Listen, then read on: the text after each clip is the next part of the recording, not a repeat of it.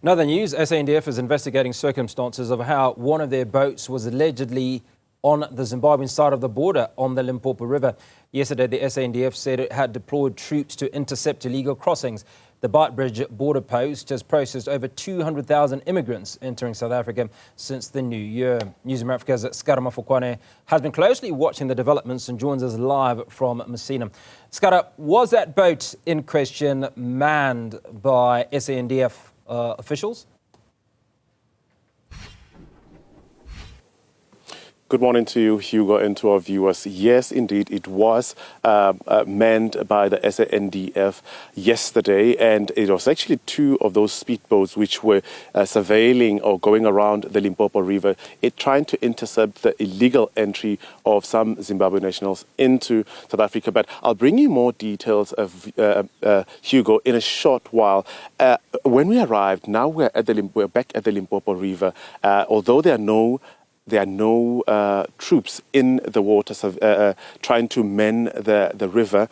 When we arrived here, we found that the SANDF had intercepted at least a family, two adults and a minor here. They are just going to be processed. But let's bring into the conversation one of the gentlemen here who is going to tell us actually who has been apprehended and they will be processed. I am the way I am because we are trying to conceal their identity for their own safety. Hugo, I'll come closer to the gentleman.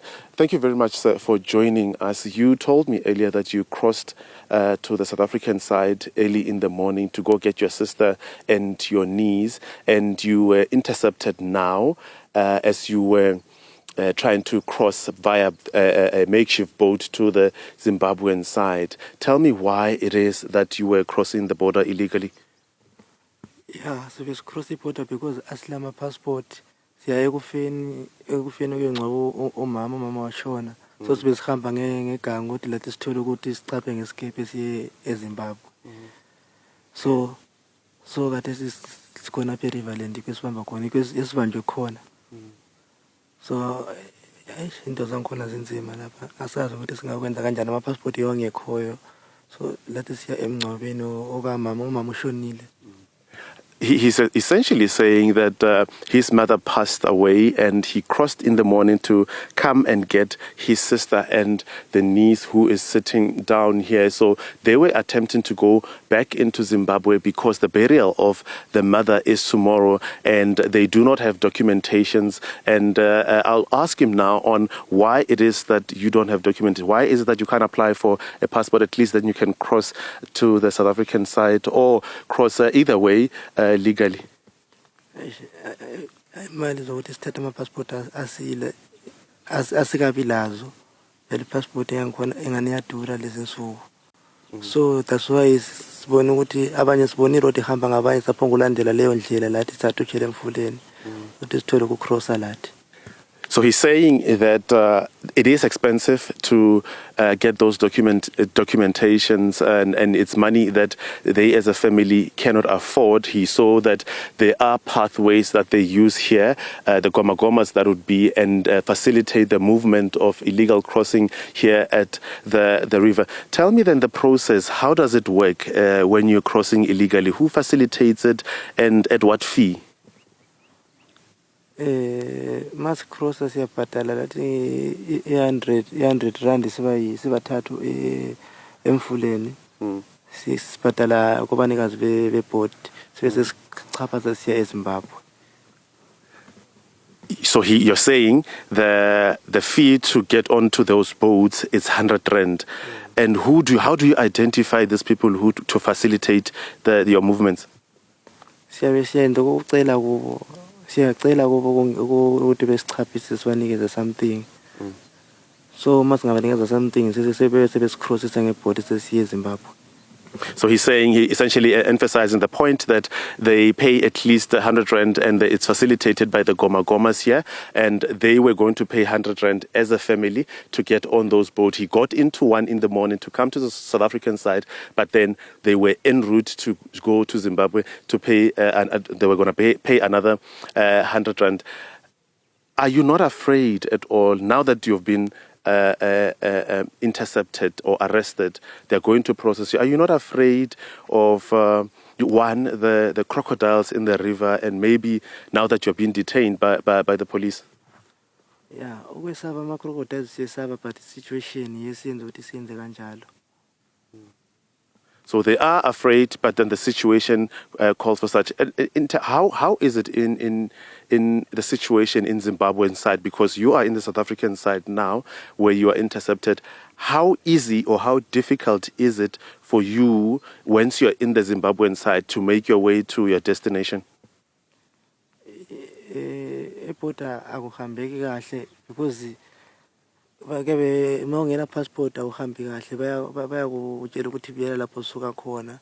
So thina manje ngendlela yokuthi siwele lohlupho siphunga ubona ukuthi ithi siphethe ukuthi sihambe lapho okungalukuzwa khona, okungavunyelwa khona emfuleni lapho kuhamba khona abanye. Are they Zimbabwean Defense Force? They're soldiers. I saw actually now there were soldiers on the other side. Are you not being arrested for entering illegally? That's when you're in the Zimbabwean side.